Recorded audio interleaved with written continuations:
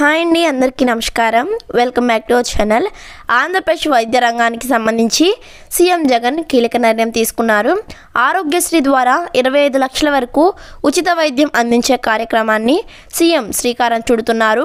అధికారంలోకి వచ్చిన నాటి నుంచి విద్య, వైద్యంపై ప్రత్యేక శ్రద్ధ పెట్టిన ముఖ్యమంత్రి జగన్మోహన్ రెడ్డి గారు కార్పొరేట్ ఆసుపత్రులకు ధీటుగా ప్రభుత్వ వైద్యాన్ని అందుబాటులోకి తెచ్చారు. ఆసుపత్రుల్లో నాడు నేడు ద్వారా గతంలో అభివృద్ధికి నోచుకొని ఆసుపత్రుల రూపురేఖలు మార్చేశారు. ఒక్క ఆసుపత్రి భవనాలే కాదు, వైద్యులు, పనిచేసే సిబ్బందులు, సమయపాలన, ఇలా అన్ని విషయాల్లో కూడా కీలక సంస్కరణలు తీసుకువచ్చారు. ఆసుపత్రుల్లో అన్ని రకాల వైద్య పరీక్షలు నిర్వహించడం, వేలాది రూపాయలు ఖర్చయ్యే స్కానింగ్ల కోసం బయటికి వెళ్లకుండా ఉండేలా అందుబాటులోకి తీసుకువచ్చారు.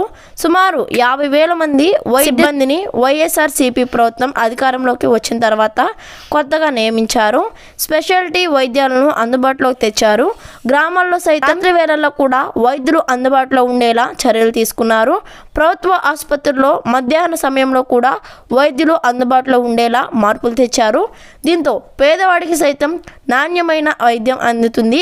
ఇక జగనన్న ఆరోగ్య సురక్ష కార్యక్రమం ద్వారా ఇంటింటికి వైద్య సిబ్బంది వెళ్ళి ఆయా కుటుంబాల్లోని వారి ఆరోగ్య పరిస్థితి తెలుసుకోవడం, అవసరమైన వాటికి ఇంటి వద్దనే వైద్య పరీక్షలు చేయడం, ఆసుపత్రిలో చికిత్స అవసరమైన వారికి ఆరోగ్యశ్రీ కార్డు ద్వారా ఉచితంగా చికిత్స అందించేలా ఏర్పాట్లు చేస్తున్నారు.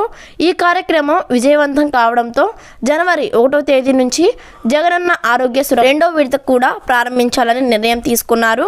మరోవైపు ఆరోగ్యశ్రీ పథకంలో కీలక నిర్ణయం తీసుకున్నారని సీఎం చెప్పారు. ఇకపై ఆరోగ్యశ్రీ ద్వారా 25 లక్షల వరకు కూడా ఉచిత వైద్యం అందించే కార్యక్రమాన్ని సీఎం జగన్మోహన్ రెడ్డి గారు శ్రీకారం చుడుతున్నారు.